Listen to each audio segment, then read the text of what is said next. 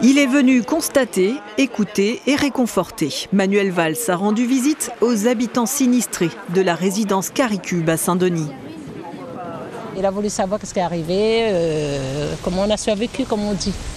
Aujourd'hui, le niveau du canal de tous les dangers est redescendu. Les habitants ont bien avancé dans le nettoyage de leurs appartements, mais certains ont volontairement laissé les traces de la crue pour les montrer au ministre. C'était censé être des locaux de stockage qui ont été transformés en appartements dû à la crise de logement qu'il y a eu. Ça fait 1 an que tout mon argent en fait, passe dans l'équipement de cet appartement. Et là, du jour au lendemain, on a tout perdu, quoi. Il y a dans d'autres pays, je sais pas comment ils font, mais avant les catastrophes, ils viennent distribuer des sacs en sable aux habitants. Elle est arrivée et puis elle a défoncé. Tout ce qu'elle trouvait, elle a défoncé. Accompagné de la maire, Erika Barrecht, et du directeur de la DEAL, le ministre des Outre-mer n'a pas tiré de conclusion quant aux responsabilités de ce désastre, mais il appelle chaque acteur à la cohésion solidaire. Il faut voir, il faut parler avec les gens.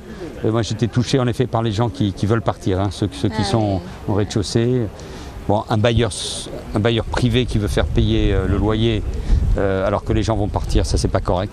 C'est dans ces moments-là qu'il faut que tout le monde, je ne doute pas du côté des services publics, mais que tous les acteurs publics et privés soient très attentifs à la détresse des gens. On va bien sûr faire un bilan à l'issue de cet événement tout à fait exceptionnel qui va pouvoir amener à réexaminer par exemple les contraintes qu'impose le plan de prévention des risques inondations.